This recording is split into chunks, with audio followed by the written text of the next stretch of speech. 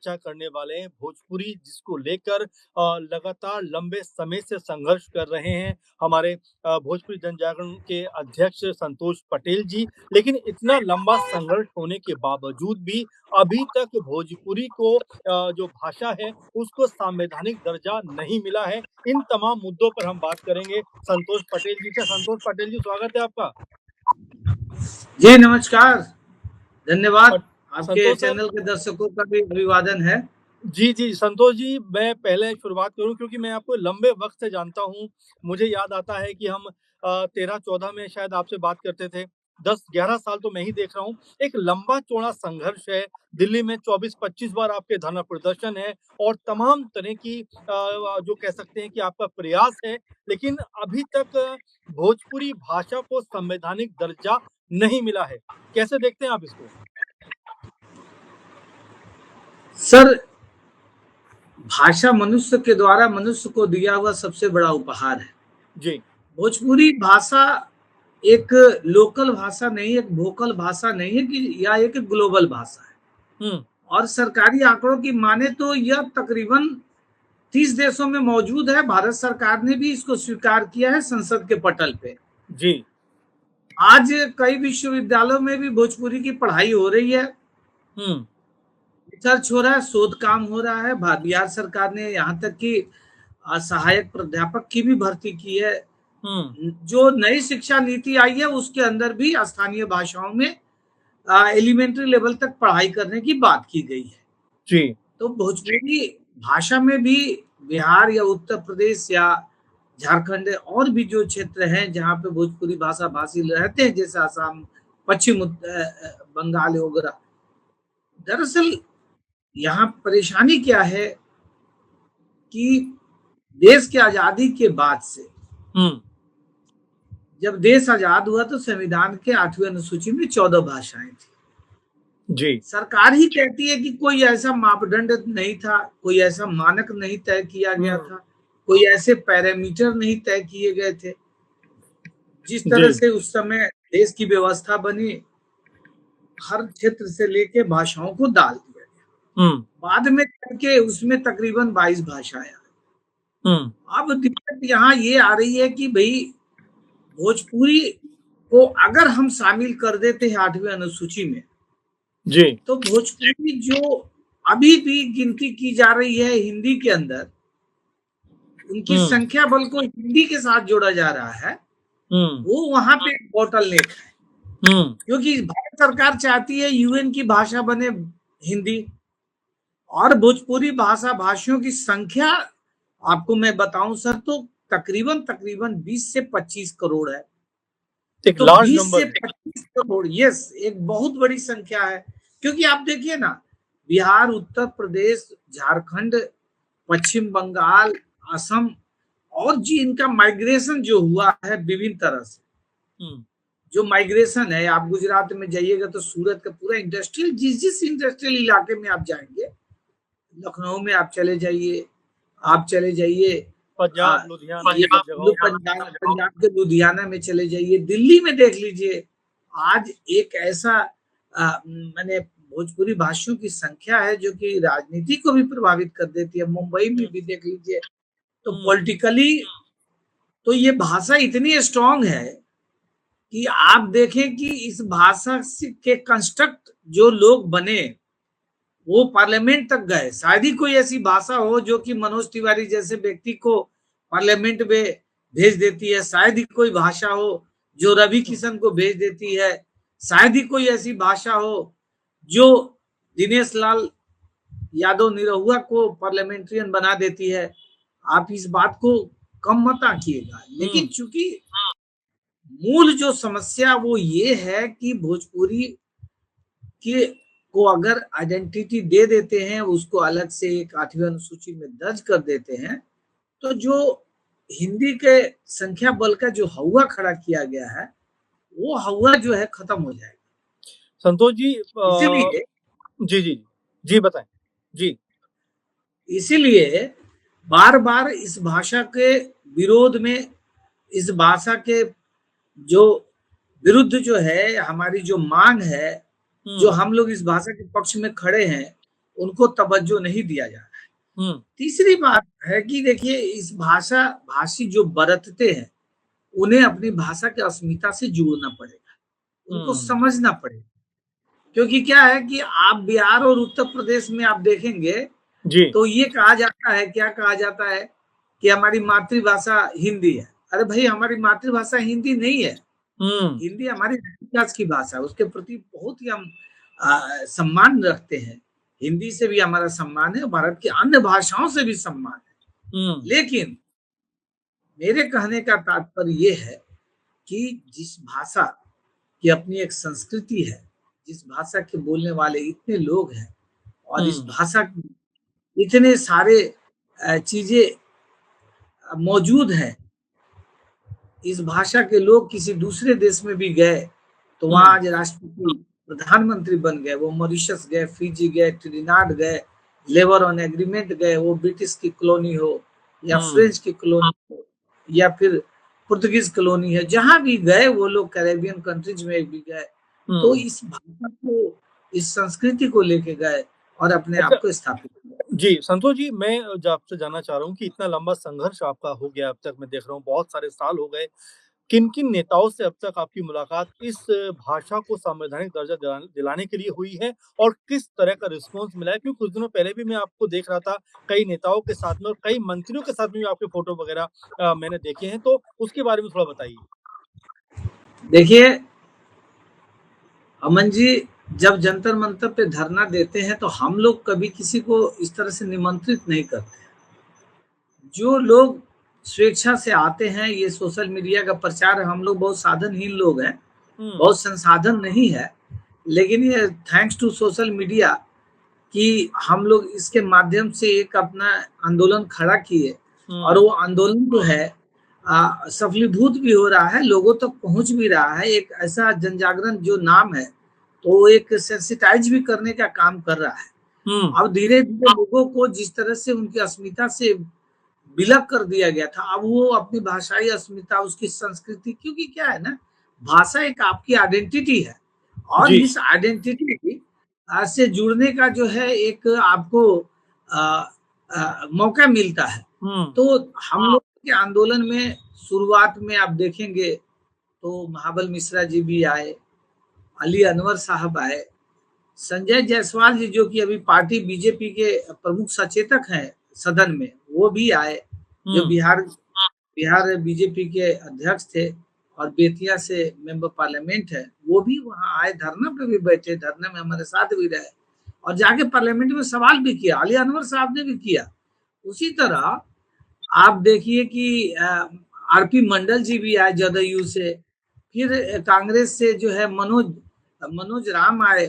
तो इस तरह से धरना स्थल पे बहुत सारे लोग आए और हम लोगों ने अब ये एक अपनी स्ट्रेटजी, रणनीति बदलते हुए कोशिश की है कि तमाम जो वो लोग जो भोजपुरी क्षेत्र के हैं और बिहार के विभिन्न पार्टियों के अध्यक्ष हैं, उनसे हम लोग मिले और निवेदन करें। जी, तो इसलिए जी चिराग पासवान जी से मिला, हम लोग उपेंद्र कुशवाहा जी से मिले, फिर जो है अभी राजभर जी से मिले समाजवादी पार्टी के, उसके बाद जदयू से मिले, ऐसे करके हमने नगीना से सांसद चंद्रशेखर आजाद जी से मिले। तो हम लोग बारी बारी से मिल रहे हैं, बता रहे हैं और उनसे निवेदन कर रहे हैं कि आप लोग हमारे पक्ष में खड़े हों। असल में मेरा सवाल इसलिए था संतोष जी, क्योंकि बिहार में 3-4 महीने के बाद चुनाव है। पॉलिटिकल तौर पे क्या आप इसको मुद्दा बनाना चाह रहे हैं या कोई ऐसी रणनीति है जिसके तहत आप लोगों तक ये बात लेकर जाएं कि भाई नेताओं को कम से कम दबाव बनाएं कि इस तरह के मुद्दे पर वो संसद के अंदर अपना पक्ष मजबूती के साथ में रखें? देखिए यही जो बिल्कुल अमन जी, इसी कारण से, इसी चीज को ध्यान में रखते हुए हम लोग लगातार हर पार्टी के अध्यक्ष से और विभिन्न पार्टियों के जो राजनेता हैं उनसे मिल रहे हैं। केवल देखिए दिल्ली से अगर मान लीजिए मनोज तिवारी जी हैं या गोरखपुर से, तो केवल वही तो 2 लोग नहीं है, और लोग भी हैं, 50-60 सांसद। जिस तरह से भोजपुरी भाषा को लेकर कहें तो आपने शुरू में जिक्र किया कि चाहे हम रवि किशन की बात करें, मनोज तिवारी की बात करें, पवन सिंह की बात करें, इनके ऊपर भाषा का कर्ज तो कहीं न कहीं है। तो क्या लगता है कि इनको गंभीरता के साथ में ये मुद्दा नहीं उठाना चाहिए? देखिए, मैं एक बात कहता हूँ और उसको शायद उस गंभीरता को समझने की ज़रूरत है। भाषा जो है ना बहुत गंभीर विषय है। जी। ये दूसरी बात है कि आप गाना गाते हैं या आप परफ़ॉर्मेंस करते हैं, लेकिन उत्तर भारत में लोगों की जो मानसिकता बनाई गई है, वो हुँ, ये है कि हमारी मातृभाषा हिंदी है। भोजपुरी को इस तरह से कर दिया गया जैसे आपने देखा होगा कि अंग्रेजी क्या है, छोटी-छोटी भाषाओं को डिक्लाइन करती है। हुँ, वही पूरी दुनिया में अंग्रेजी क्या कर रही है, छोटी-छोटी भाषाओं को डिक्लाइन कर रही है। वही काम हिंदी अपने क्षेत्र में कर रही है, छोटी-छोटी भाषाओं को डिक्लाइन कर रही है। और हुँ, हमारे मन में कोलोनाइज़ कर दिया गया, जैसे अंग्रेजी ने अपने आप को एस्टेब्लिश किया कि भई दुनिया की सबसे परफेक्ट भाषा है, सबसे सोफिस्टिकेटेड लैंग्वेज है, हुँ, सबसे ये पे आदमी एलीट होता है, एजुकेटेड माना जाता है। वैसे उत्तर भारत में हिंदी और उत्तर भारत के लोग भी, ये मैं नहीं कह रहा हूँ, उत्तर हुँ, भारत के लोग भी क्या है ना, दूसरी तरफ हिंदी को इम्पोज़ करने में लगे रहते हैं। वो चाहते हैं तमिल में भी हो जाए, कन्नड़ में भी हो जाए, केरला में भी हो जाए, आंध्रा में भी हो जाए, हिंदी ही हिंदी हो।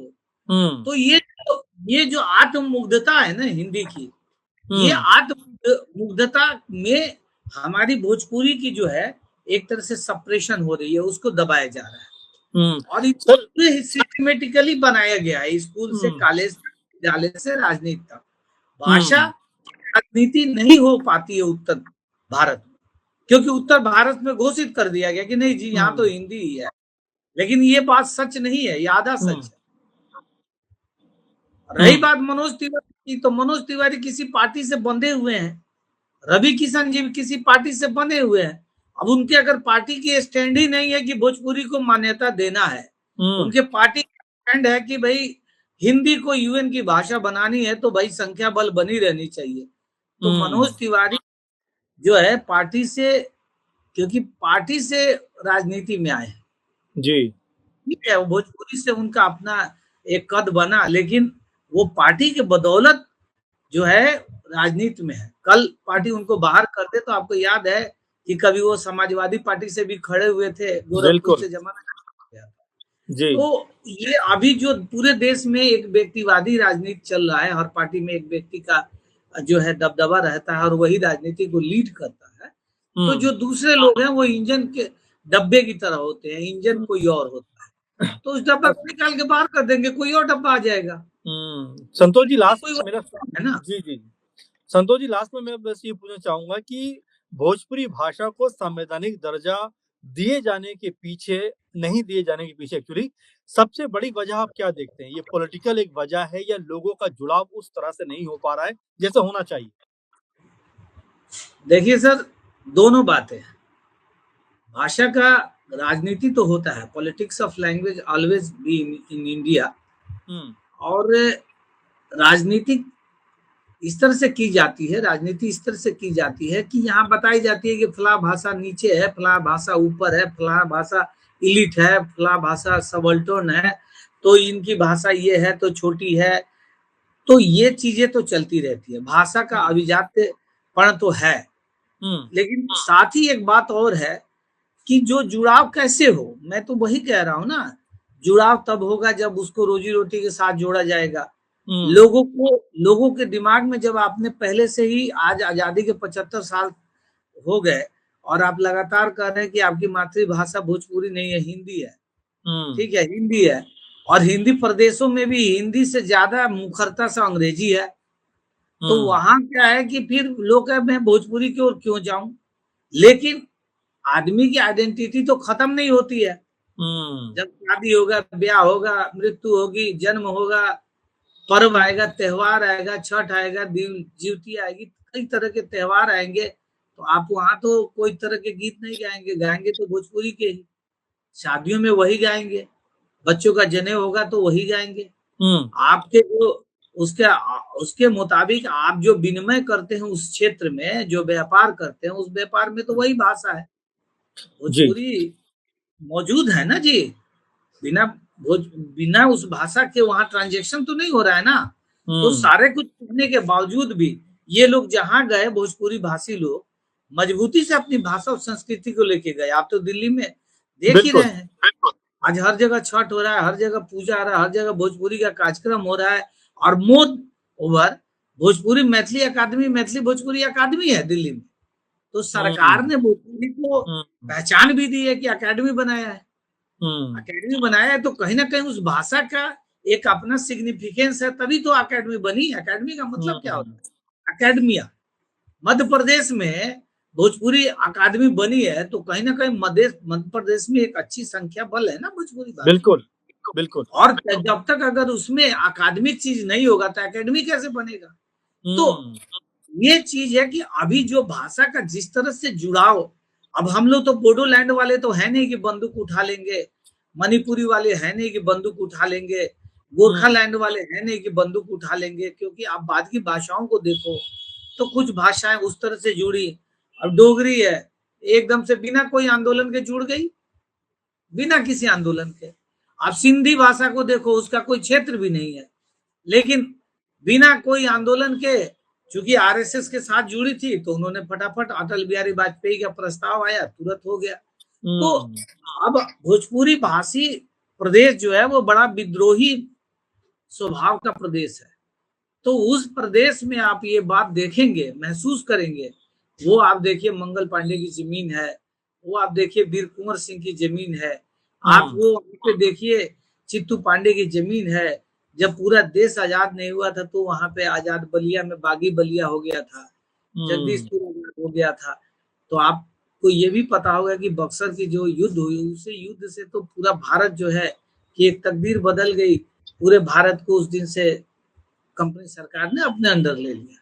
तो ये सारी चीजें क्या है जी, कि भोजपुरी भाषी क्षेत्र को अगर वो मान्यता देते हैं तो उनको ऐसा लगता है कि भोजपुरी प्रदेश की भी मांग हो सकती है। जी, तो सरकार के अपने परम्यूटेशन कॉम्बिनेशन होते हैं, हुँ, उसी अनुरूप सरकार काम करती है। लेकिन मैं इसको ये नहीं मानता कि भाषा से जुड़ाव नहीं है। हुँ, अगर भाषा से जुड़ाव नहीं होता तो आप यूट्यूब पे देखिए कि भोजपुरी के गानों में मिलियन मिलियन व्यूज जाता है। भोजपुरी के जो परफॉर्मर हैं वो 10-10 लाख 20-20 लाख लेके परफॉर्म करते हैं। अगर हुँ, भोजपुरी गाने में दम नहीं होती तो आज हनी सिंह भी गाने का टैगलाइन नहीं लेता। जी, ये बिल्कुल। सब बात अलग है कि ये अश्लील है, फश्लील है, ये सब बातें होती रहती हैं। हुँ, तो मैं उन लोगों के लिए भी बता देता हूँ कि अंग्रेजी फ़िल्म में तो पोर्नोग्राफ़ी बनती है, तो क्या अंग्रेजी जो है अश्लील भाषा हो गई?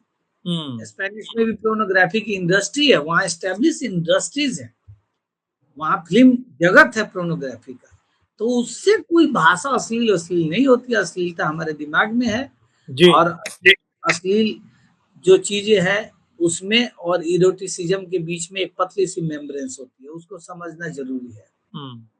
जी, संतोष जी, आपने बहुत सारी जानकारी हमारे साथ साझा की और हम तो उम्मीद करेंगे कि आपका जो संघर्ष है, उसको कहीं न कहीं एक जो मज़बूती के साथ में जो आपने अभियान छेड़ा हुआ है, भारतीय जन जागरण अभियान के तहत भोजपुरी भाषा को संवैधानिक जो दर्जा है, वो मिले और आपका संघर्ष कहीं न कहीं सफल होता हुआ नज़र आए। आप हमारे साथ जुड़े, तमाम जानकारी हमारे साथ साझा की, आपका बहुत धन्यवाद। तमाम दर्शक हमारे साथ जुड़े, उनका बहुत धन्यवाद। फिर आपसे मुलाकात होगी। फिलहाल इस प्रोग्राम में इतना ही। नमस्कार। बहुत-बहुत शुक्रिया, बहुत धन्यवाद।